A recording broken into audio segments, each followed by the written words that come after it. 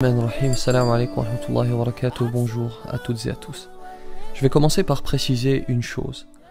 En islam, nous avons entre autres le Dajjal, Antéchrist, qui sera là pour répandre la corruption sur terre, le prophète Isa alayhi salam, paix sur lui, que les chrétiens appellent Jésus, qui pour eux a été crucifié et pour nous a été élevé auprès de Dieu, qui reviendra et mettra fin aux agissements de l'Antéchrist. Et nous avons enfin le Mahdi qui, selon l'acception sunnite, est un descendant du prophète Mohammed, que la paix soit sur lui, et sera là pour répandre la justice autour de lui. Or, la série s'appelle Messia et ferait référence non pas au Dajjal, mais au prophète Isa et à son retour sur terre.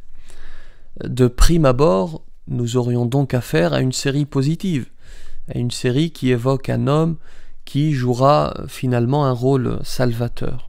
Mais il se trouve que lorsque vous allez sur Wikipédia, vous constatez que le rôle de l'acteur est bien décrit comme Al-Masih ad-Dajjal, l'Antéchrist. Sur IMDb, c'est l'équivalent américain d'Allociné en France, initialement il était inscrit la même chose, Al-Masih ad-Dajjal. Après la polémique, cela a été changé pour Al-Masih. Ensuite, certains auraient même deviné le scénario en expliquant que, et je m'excuse si je fais ce que l'on appelle du spoil, en expliquant que l'acteur allait perdre un œil, devenir borgne, c'est un trait distinctif de l'Antéchrist, et il confirmerait ainsi la théorie selon laquelle il s'agirait bien du Dajjal. Et surtout, lorsque vous observez la bande-annonce, vous constatez bien que la manière dont il est adulé fait directement écho à la manière dont l'Antéchrist séduira les gens. Il s'agit alors peut-être d'un homme qui est présenté par Netflix en Messie, en Salvateur, mais qui serait en fait Al-Masih ad-Dajjal, l'Antéchrist. Mais alors pourquoi Netflix a décidé de proposer cette série?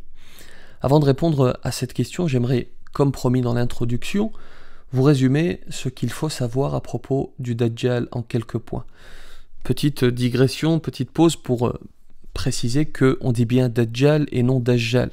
C'est pas très important, mais pour celles et ceux qui se posent la question, lorsque vous étudiez Makharijul Huruf, les points d'articulation, les points de sortie des lettres, vous constatez bien qu'en langue arabe, cette lettre se prononce bien J et non J. Alors, reprenons le cours normal de l'exposé. Certains sont peut-être sceptiques à ce stade et se disent c'est de la science-fiction, les musulmans croient à l'Antéchrist. Eh bien, c'est pour cela que j'aimerais vous rappeler ceci. Cela fait partie de notre croyance. À partir du moment où nous croyons en un Dieu unique, omniscient, omnipotent, alors a fortiori, nous pouvons tout à fait croire à l'Antéchrist. La description la voici. D'abord, d'après le témoignage de notre prophète, paix sur lui, ce sera la plus grande épreuve pour les croyants. Il proposera un paradis qui est en fait un enfer et un enfer qui est en fait un paradis. Mais le véritable croyant saura faire la distinction. C'est très distinctif, rapidement, un homme de petite taille, borgne de l'œil droit. À ce propos d'ailleurs, Al-Qadi Iyad dit ceci: c'est l'œil droit qui est effacé et éradiqué, l'œil borgne, c'est-à-dire éteint et sans lumière, comme l'indique le hadith d'Ibn Omar. Le qualificatif borgne peut être utilisé pour désigner toute chose défectueuse. Il aura les cheveux crépus et frisés, il sera inscrit entre ses yeux kafir, qui signifie impie, négateur, et tout croyant, lettré ou non, aura la possibilité, grâce à cette croyance, aura la possibilité de lire cette inscription. Il restera sur terre pendant 40 jours, alors 40 jours particuliers, le premier jour doit être compté comme une année, le second comme un mois, le troisième comme une semaine, et le reste équivalent aux jours habituels. Si on fait le calcul, il restera sur terre pendant 1 an, 2 mois et 15 jours. Et une dernière chose à propos de celui-ci, face au prophète Isa alayhi salam, il fondra comme le sel fond dans l'eau. Alors pourquoi certains musulmans ont peur? Pardon, je vais d'abord répondre à l'autre question, pourquoi Netflix a décidé de proposer cette série? Eh bien, je pense que la réponse est évidente. Pour l'audience, pour le buzz. Ils savent très bien que ça va faire parler, la preuve, on en parle. La preuve, c'est en tendance sur Twitter. Vous savez, il y a une règle dans le show business. Que ce soit bon ou mauvais, l'essentiel c'est que ça fasse parler. Parce que le pire pour une œuvre, même pour l'industrie du livre d'ailleurs, le pire pour un film, pour une série, pour une œuvre, pour un livre, c'est qu'on n'en parle pas. Après, certains vont nous expliquer que cela fait partie du complot international, les Illuminati, etc. C'est fatigant et je vous promets que je ferai une vidéo à propos du complot.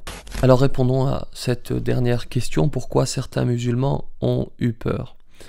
La bonne nouvelle d'abord, c'est que nous sommes conscients que le Dajjal est une réalité et que ce sera une grande épreuve. Même celles et ceux qui ne pratiquent pas d'ailleurs savent cela.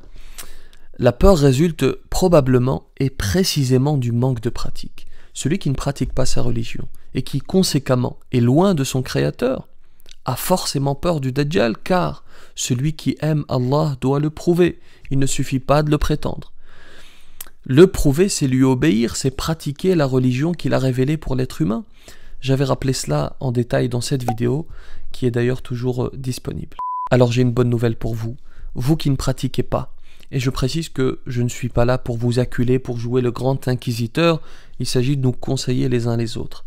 Cette série, cette polémique, est peut-être une bonne chose, parce qu'elle est peut-être l'élément qui va déclencher votre retour à Dieu. Parce que le croyant, celui qui est en lien avec son Créateur, ne craint pas, ne craint certes pas le Dajjal. Le croyant est prêt à lui faire face, le cœur apaisé, et pourra affronter et dépasser cette épreuve. Dernière chose, la venue de l'Antéchrist, nous ne sommes pas sûrs de la vivre. Nous ne sommes pas sûrs d'être encore en vie lorsqu'il apparaîtra. En revanche, nous avons une certitude. Actuellement, nous vivons bel et bien.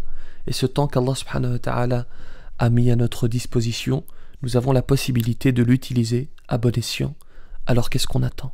J'espère que l'exposé était clair. Écrivez votre avis, votre réflexion dans les commentaires. Quant à moi, je vous laisse.